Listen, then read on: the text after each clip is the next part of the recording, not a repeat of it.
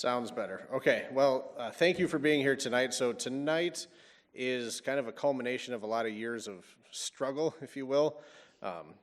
We had intended to do this back in what would have been spring of 2020, and then COVID hit, and then we couldn't be in the same building, and all these other challenges, and then we had counselor turnover, but now I've got a great co-counselor. Things are rolling in the counseling department, so we're happy to be able to do this again.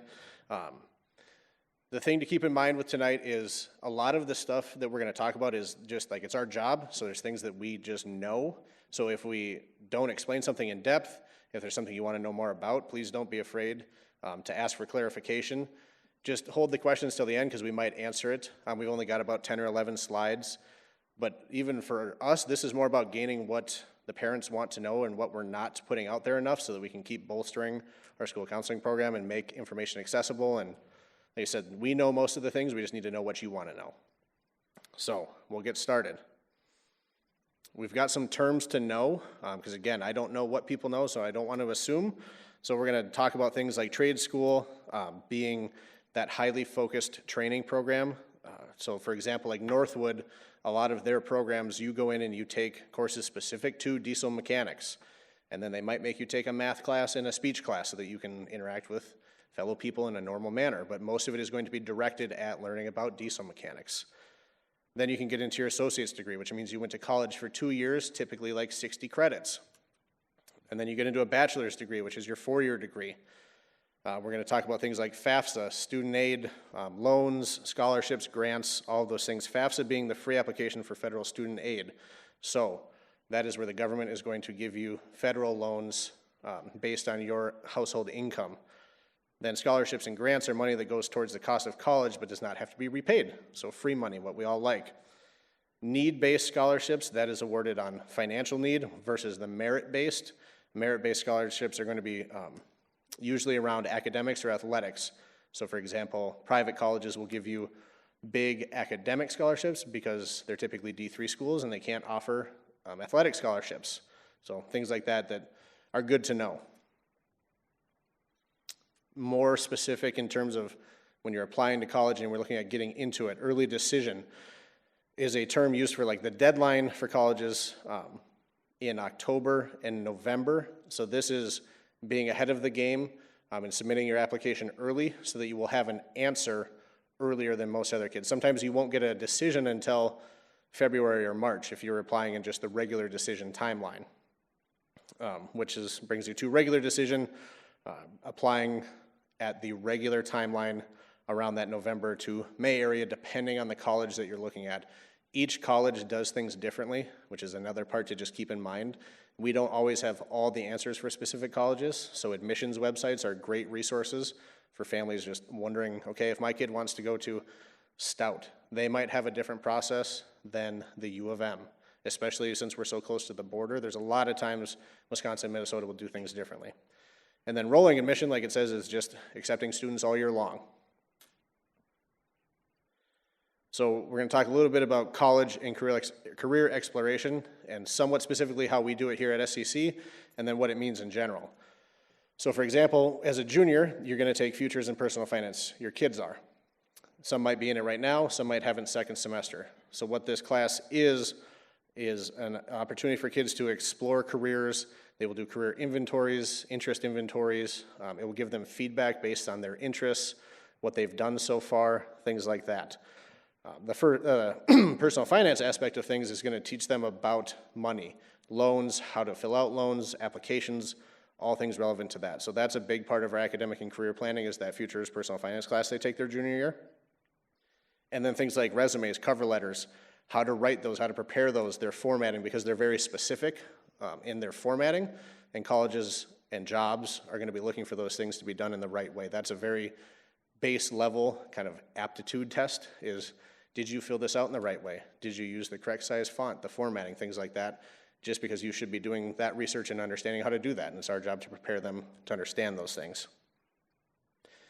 The biggest thing that I've said since I became a school counselor in regards to college is touring the college. You can't replace getting on campus and seeing and feeling what that is like. For myself, I toured about 8 different colleges, and there's something about it, get a feel, is what I've told every kid I've ever worked with. You'll tour one and it'll just end up kind of feeling like home. Like you navigate the space, you talk to the people, you see the way it works, the layout, and you can just picture yourself there. It's hard to put a tangible aspect to that, but getting on campus, even for the day, is a huge part. College tours can look like a lot of different things. You can see up there that we have, or we talk about virtual tours. That's a great way to start because you can do that from anywhere. And you could eliminate some options or schools just by doing a virtual tour because they're going to have video footage of what their facilities look like, what the campus looks like. Students that prefer big campuses, you're going to have to understand transport and going like the U of M, you're going to take a bus to class. You're not going to walk to class potentially because they might not have on-campus housing. You're in a college apartment. Whereas like I went to Winona State, it's a 4x4 block. I stood in the middle of campus and I could see every building I had to go to in 4 years. It was beautiful. I loved it. It was a big part of why I went there. And it's something to keep in mind is that if you stick with that college, you will have to live there for 3 to 5 or more years. So seeing what a college town has to offer. If you go to Whitewater, they are in the middle of nowhere.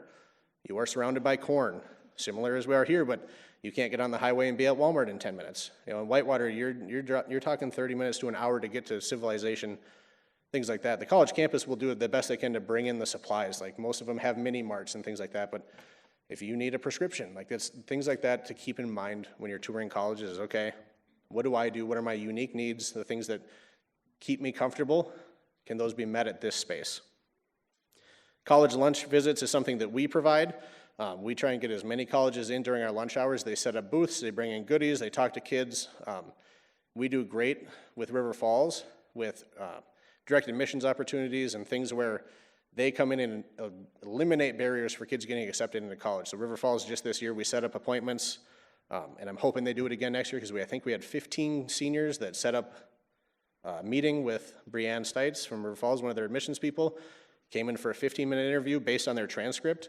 And that meeting, so long as they met River Falls' criteria, they were admitted on the spot and had their answer right then and there. They're not committed, but they are admitted, meaning if they want to, they can go to River Falls. They've taken the first step. They don't need to apply. They didn't need to do the essay.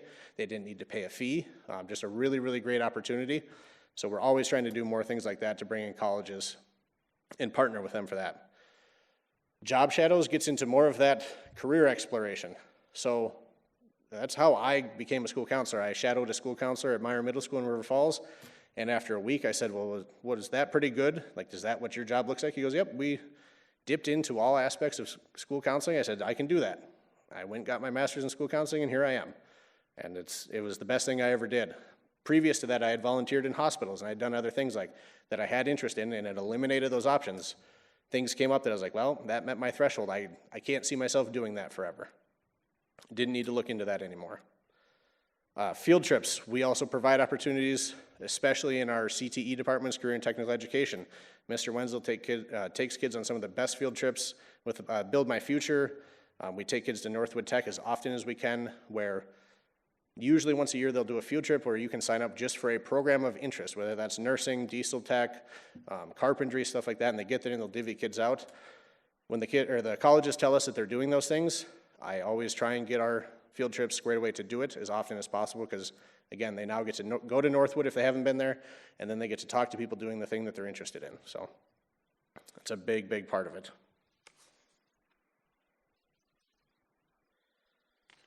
Then,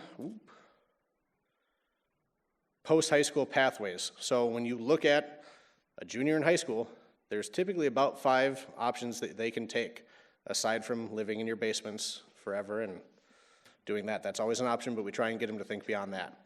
So like I said, trade programs that specialize getting into HVAC, all of those options where you're going to a program, which could be 6 months to 2 years, depending on how specialized it is. Your associate's degree, where you're getting a 2-year or a technical type diploma that gets you in at a base level, is a good foundation, and then typically you could work your way up, get a company to pay for more schooling, things like that. Going straight to a 4-year school, that's going to give you a well-rounded experience, make you hireable, and then you could go above and beyond that for your master's or doctorate or specialize in something. Military is always an option. would have gotten an email, we'll be hosting the ASVAB in January, the military aptitude test. So far we've got about 6 kids signed up for that. That is always an option. We have recruiters that come in and set up booths as well during lunch. We're just, again, getting people in front of the kids to talk to them about the opportunities that they have and make them think just outside the box. Some kids just aren't ready for that next step. Workforce is an option. We have kids that take a year or 2 off. Depending on their situations, their home life, that might be the next best thing for them, is to just take their time, collect some money, and make the decision later. When I talk to kids about college, there's 2 other things I always talk about: not wasting time and not wasting money. So that's a big aspect. Something that I'll echo always is going in undecided is not a negative thing, because if you go undecided and you end up changing, odds are you're going to waste some time and money. Whereas most colleges will have general requirements that everyone's going to have to do that goes to that school. So taking time to chip away at those and experience college and have tangential experiences that are like, okay, well, I'm going to take this type of class. I've never done that. That's how I got my degree in sociology. Never heard of it until I got to college, took intro to sociology, and I was like, hey, that was pretty good. I enjoyed it.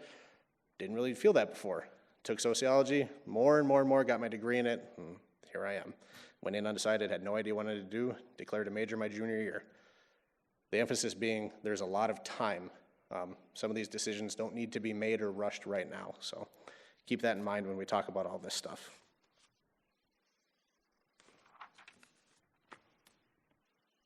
I'm going to talk about some of the common college requirements. I pulled an example from U of M, again, one of the closer schools to us, and U of M tends to have some of the stricter guidelines and what they're looking for on high school transcripts. They're always looking for 4 years of English. They're looking for 3 to 4 years of math. They usually look for 2 years of algebra and 1 year of geometry. You can see both of those are our SEC graduation requirements. All kids will take 2 years of algebra. They'll take that year of geometry to graduate here, so they are covered when colleges are looking at those high school transcripts. 3 years of science, they're usually looking for the year of physical science, which kids take as a freshman. A year of biological science, kids take that as a sophomore, and usually are looking for a lab experience, so chemistry or physics. Those are typically the classes that kids take as a junior. We do have some other options, but again, most of our SEC graduation requirements are covering those standard college requirements. Always look for a year of U.S. history under the 3 years of social studies. Kids take that as a junior. They usually look for a year of visual arts, music, photography, drawing, painting, theater, production, all that kind of stuff. Again, that's a little more specific to U of M. Not all colleges look for it. And then 2 years of a foreign language. U of M Twin Cities and UW-Madison are going to be the 2 big ones that require that 2 year of a single foreign language. So they want you to take Spanish 1 and Spanish 2, American Sign Language 1 and American Sign Language 2, something like that. We don't require that as a graduation requirement from SEC. A lot of colleges around here, River Falls, Stout, Eau Claire, don't require that as an admission requirement as well. I got one thing to add. Something that I've found out over the years, especially with that world language requirement, colleges might have an entrance requirement, but sometimes colleges will have an exit requirement, meaning part of their requirement to graduate from their school could be a world language or speech. So for example, like we offer Intro to Public Speaking as a CAP class because it is a very common college requirement. There are some schools that will require you to take that world language to graduate from the school. So just because you got in doesn't mean you might get to college and then have to take it there. That was something that I wasn't really knowledgeable about when I first started, but every year we attend update meetings from the UW system and the U of M systems, and that's just something I've learned every year, that certain colleges will go, yeah, you don't need it to get in, but we are going to make you take a year or 2 potentially as a graduation requirement. So something to just keep in mind that might pop up as you go along this journey. As of right now, and this is staying the same for juniors who are going to be seniors next year, you need 24 credits total to graduate, so 8.5 electives from us. But I'm going to let Carly talk about SCVA and their graduation requirements a little bit as well. Yep, so at SCVA, the Virtual Academy, we require our students to have 20 total credits. It's the same requirements as the high school, so the 4 years English, 3 math, 3 science, 3 social studies. The only difference is we just require a little less elective classes.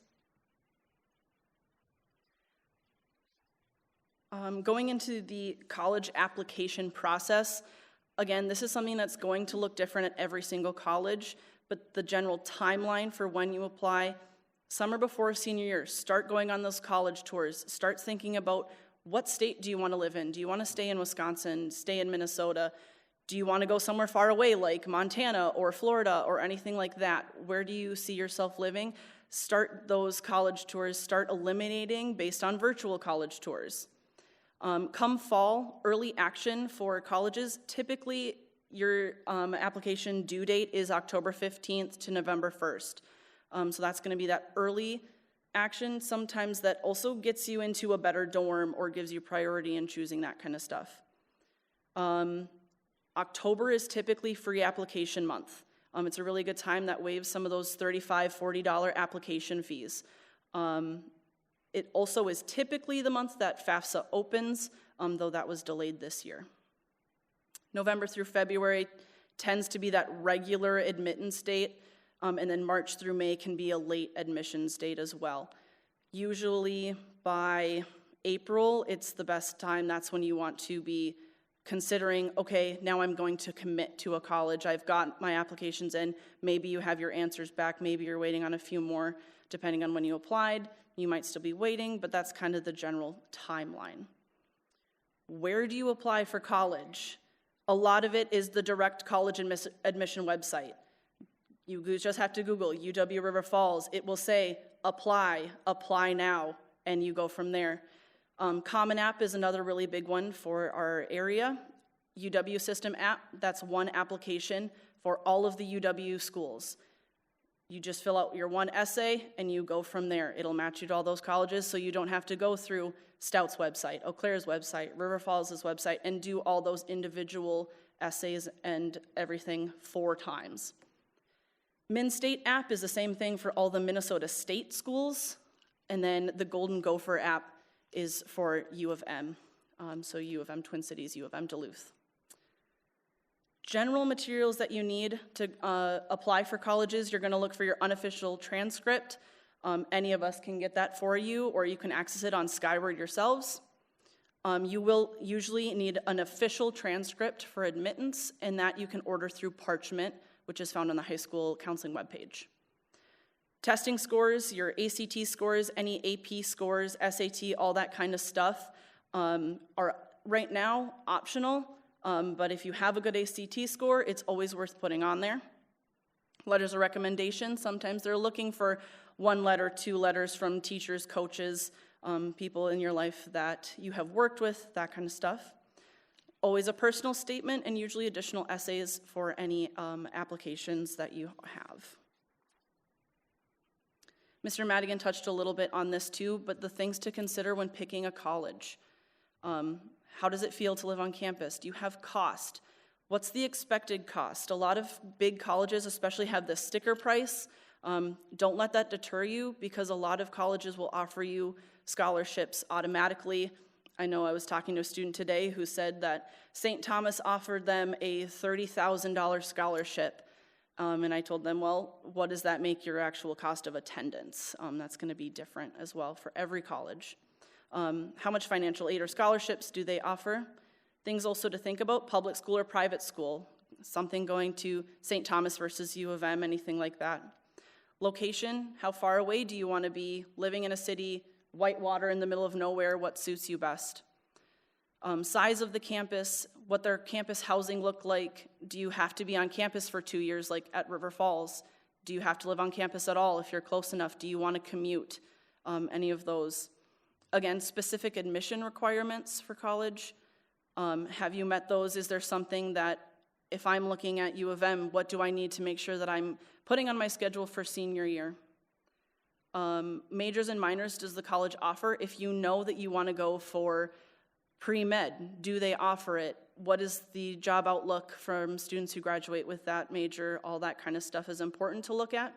But if you're undecided, do they have programs that sound interesting to you?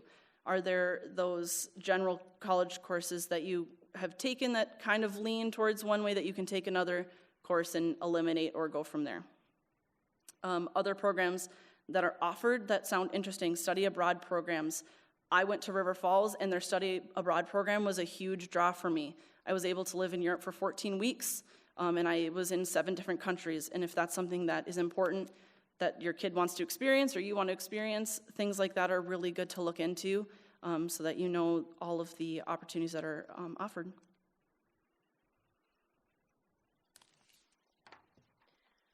All right, I'm going to talk about paying for college. So like Aaron and Travis talked about before, there's the FAFSA, which is the federal student aid, and that's money that goes toward paying for college, and that does have to be paid back, like student loans. This is based on your family's income, so you'd fill out the FAFSA for the 24-25 school year, and that's for your 2023 tax information.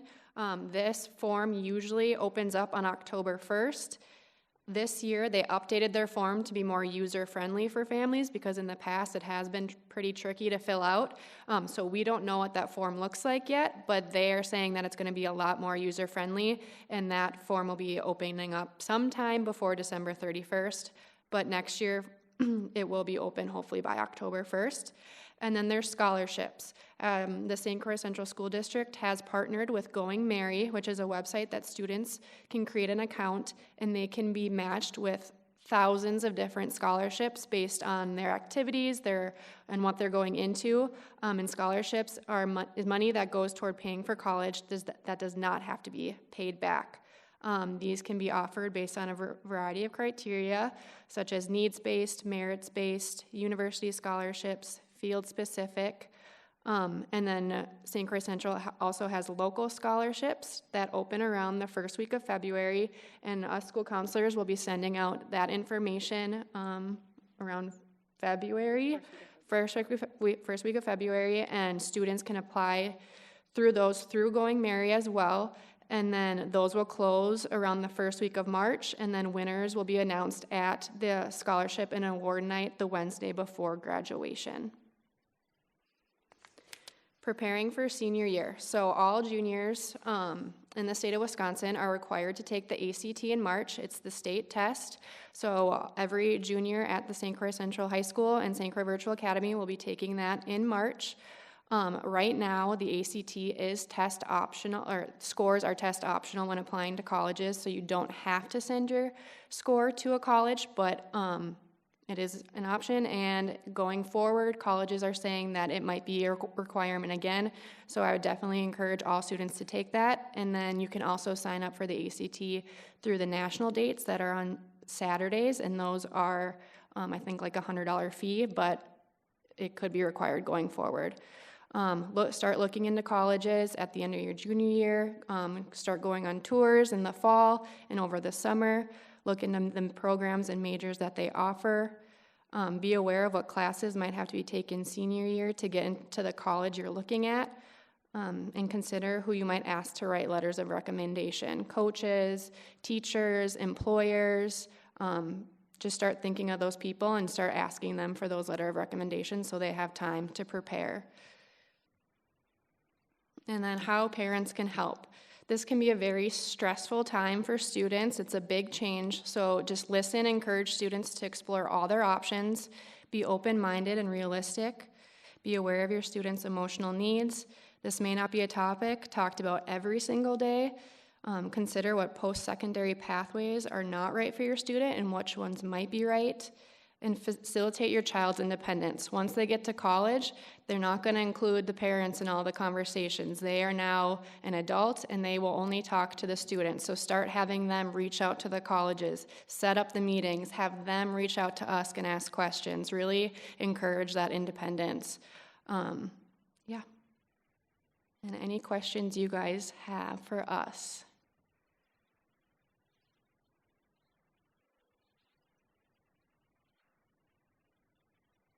Just yell them out if you got them.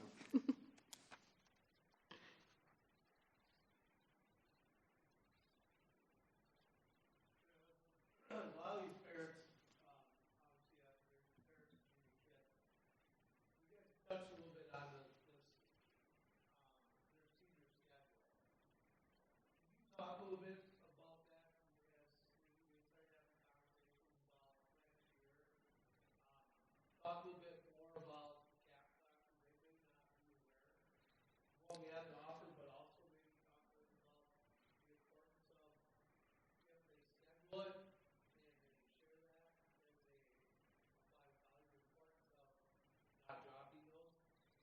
Right, so we partner with, right now, 3 different colleges for what are called dual enrollment courses. So River Falls has a program called DACP, Dual Academic Credit Program. UW Oshkosh has a program called CAP, Cooperative Academic Partnership Program. And then U of M has College in Schools. All of them essentially do the same things, just under different titles. So we work with each of these colleges to provide college class content in the high school. Now this is important because, like I said, intro to public speaking can be one of the most daunting things a kid will do in college, because they have to get up here and do this, exactly what we're doing right now, in front of people they've never met, and it can be very scary. The nice part is the content gets taught in our schools by teachers with their master's degree in content area, and then they earn credit with both us and the college. So now this is important to know, because this is the start of your official college transcript. When you get to college, your transcript is legally required to be sent to other colleges. So for example, every kid that we've taken, that has taken a CAP class with us, when they graduate and apply to whatever college they end up going to, needs to request an official transcript from that college as well and be sent there. Right now, we offer Intro to Public Speaking, Pre-Calc, Calculus, Music 105, which is a popular music course, and then Political Science 1001, which is like an intro to political science government class. And animal science, right. Then we can talk about AP classes as well. Those are you take a test at the end, you get a score, you send that to the college, and that can replace an introductory course. So for example, we offer AP Biology. The idea behind that class is you get a 3, 4, or 5 for a score on that test. It's scored out of 5, and depending on what level you score, the college will award you a certain level of class credit. So if you get a 3, you might just not have to take general biology. If you get a 5, certain colleges could exempt you from 2 levels of biology, and they award that credit. AP is a little more finicky. Colleges are reserved the right to award credit how they see fit. So a 3 at one college may be awarded differently at a different college. Talking specifically about senior schedules, with us going to trimesters, we will still be offering all the CAP classes and all of those things. Nothing will change in that regard. We're just divvying up the time. Things to keep in mind with your senior schedule. If you're looking at a D1 school, I just had a kid the other day come in that they came back and told them, just looking at his senior schedule, they weren't happy with it, and they told him right out of the gate he would not be admitted because he wasn't taking a rigorous enough schedule. So we adapted his second semester schedule, added in more core areas. So a core content going to be like chemistry, physics, calculus, things like that, the difficult stuff. That's what they want to see. They want to see you choosing to take the tougher road or the more challenging road, because we know when you get to senior year, we have options for senior release, work release, these options where you don't have to necessarily be in the building. Bigger schools, D2, D3 school, or D2, D1 schools, are going to want to see you electing to take that next level of science, that 4th year of science, whether it be chemistry, physics, AP physics, things like that. Filling the schedule when you have goals like that for a D1 school is a really good idea, because they will tell you pretty quickly if they are not satisfied with your schedule. They don't waste time processing the application. They'll just say, based on your senior schedule, we would not accept you. They give you the opportunity to go back and make changes, which is the great part. So we changed that student's schedule, and we're waiting for another response. The dual enrollment courses, it's just another step. After you complete those courses, you need to request transcripts. We designate on our transcript that they were that level of course, and then again, you get the transcript from that college. As soon as schedules are released, we are available by email. We're in the building some days. Mrs. Dino is in the building 3 or 4 days a week, to have these conversations. If you have questions about that schedule, you can always contact us, email, phone, whatever it is, and we get back to you. We do that over the summer as soon as schedules are released, and then we can start making those changes. Does that kind of elaborate on that, Mr. Nussbaum?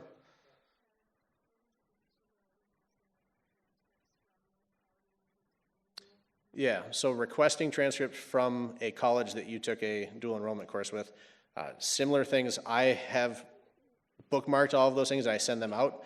Teachers know where they are, but it is, again, the best friend you have is a college's website, because you go to that program and it'll say request a transcript. The teachers have it, we pump it out as much as we can, but if you go to a college website and say request a transcript, most of them actually use Parchment, which is the same business that we use. It's just parchment.com. You go in, create an account. For us, you can select your school. It costs, I think, about $4 a transcript, and you can send it to as many colleges as you want.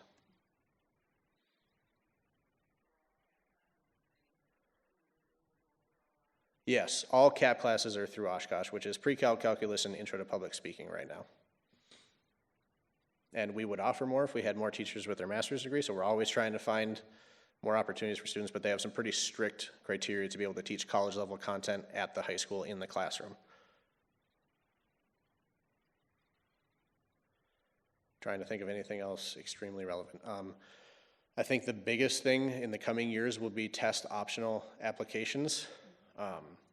When we attended the UW system and the U of M system update this year, both presenters talked about that being a possibility going away. So what that means is the term they liked to use the past couple years was a holistic review process. So things were weighted more towards your personal statements, your letters of recommendation. They were looking at you as more of a person and less of an ACT score, which is great because before that system, a lot of schools had an automatic acceptance or denial number for your ACT. For example, I did not get into Winona the first time I applied because I didn't have a 22. If you did not have a 22, you were denied automatically and you had to appeal that, which forced them to do what they're doing now, a holistic review process. They looked past my ACT score to my letters of recommendation, my involvement, my volunteer hours, all of those things, and they said, oh, you're more than this number, yes, we'd love to have you at our school. Not a process that I was a big fan of, so it's a thing that I like to talk about a lot because forcing them to look at you is better than forcing them to look at a test score. I'm not a fan that they're going back to this potentially, but it's a reality and it's a standardization that makes their process easier. And it's something that we'll work around if it goes back to that. Anything else that anyone is wondering about? Yeah.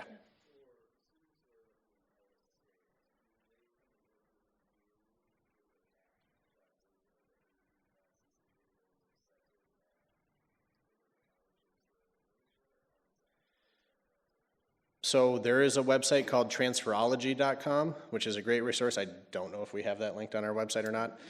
So long as a college chooses to partner with it, you can enter in the class number that you took and see how that would transfer to other schools.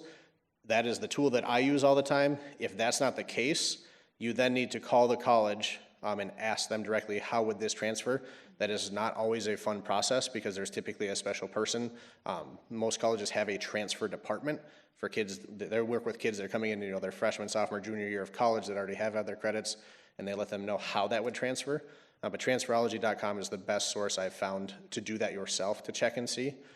CAP has a list they've compiled. It's over 300 schools that are known to accept their credits.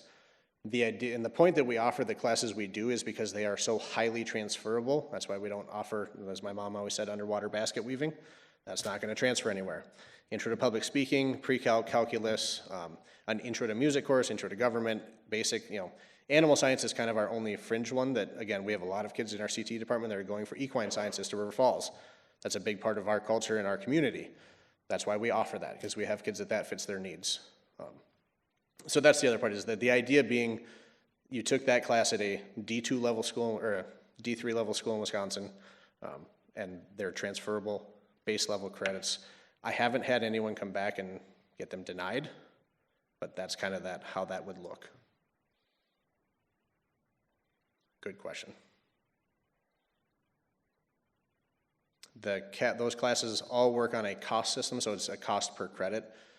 The UW system sets that cost, so for CAP classes and DACP classes, they're $105 a credit, which when you start going down this process, you'll find that is incredibly cheap. It's not uncommon for college classes to cost anywhere from $300 to $1,000, depending on what type of school you're going to, or even more. The U of M College and Schools is even cheaper. I think it's $145 for the 3 credits, so they're coming in at under $50 a credit. And again, that's when you're looking at it from a college, you're having a transcript from the U of M that you are sending to them. It's when you talk about like showing a rigor, that's a great example of doing that, because you just took U of M level materials, how they're going to see that, or Oshkosh level material, or River Falls, and you may be a junior or senior in high school.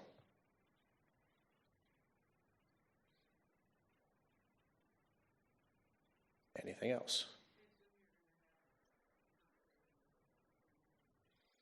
This presentation? Yeah, so where most of this gets hit with kids is during registration. So we talk about all of these things when we do course registration each year. So they get this effectively about 4 times by the time they've graduated. Yep. Yes. And then, again, this is what we do. Kids come to us all the time. I couldn't even count how many times between just the 3 of us today where we've had conversations relating to some aspect of this. We read letters of the kids are using to apply. They just say, can you fact check this? Can you spell check it? We are here to do and help in any part that we can. There's certain aspects that we can't. Like we have kids that take advantage of our early college credit and start college now. That's another thing that I should touch on. The school district will pay for 18 college credits. We have kids that take advantage of that each semester. What that is there's a not very smooth application process because we register last, but we work with Northwood Tech, CVTC, and UWRF. The idea of those schools is because you can get to them. So kids can apply for certain classes that they're interested in and then go to that campus to take those classes. River Falls is doing a great job. They're offering more online classes where we schedule them. The kids are here in the building. They're asynchronous, meaning they don't need to be online at a certain time. They can do that work wherever suits them best.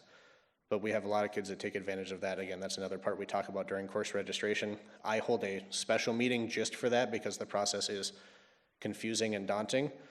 But I had a conversation with a kid today that came back after we went through the registration process and thanked me because she felt that was going to put her a step ahead of the other freshmen. She's like, if I hadn't done this, I wouldn't know what it means to register, to apply, things like that, because that's all steps they need to take. You apply to the college as a special student, and then you go through their registration process. So you go on their ESIS for River Falls and you search classes and look at times that they're offered. Can I make that fit in my schedule? It is exactly what you will do in college, except you have an adult here to help you instead of either yourself or an academic advisor when you get to college. But again, that's as long as we don't offer the class here in the building, we will approve it for college credit. So I have kids that took companion animals at River Falls last semester. I steer kids towards generals that we don't offer. So for example, we offer AP biology, meaning you have the opportunity in-house to earn college credit through the AP score. We cannot approve you to take general biology at River Falls. We don't have AP Chem. So you can go to River Falls and have a bunch of kids that take general chemistry at River Falls because we don't offer that credit. That part is like a 4-credit class because you do it with a lab. And as long as we can make it work in your schedule, which we get very flexible and very creative with senior schedules to make that work because it's a priority and it's a good opportunity for the kids, we'll make it work. The downside right now for juniors specifically is it's incredibly hard to get it to work in a schedule because there are so many things they have to do. So the student I worked with today, unfortunately, the 5 classes that we had down, none of them fit for her schedule specifically. But as I said, we'll do it again when we do registration for the fall semester of their senior year, and we'll try again. So that is something that we all work with. Again, that information will get sent out with course registration in the spring. Yeah, another opportunity for college credit while in high school.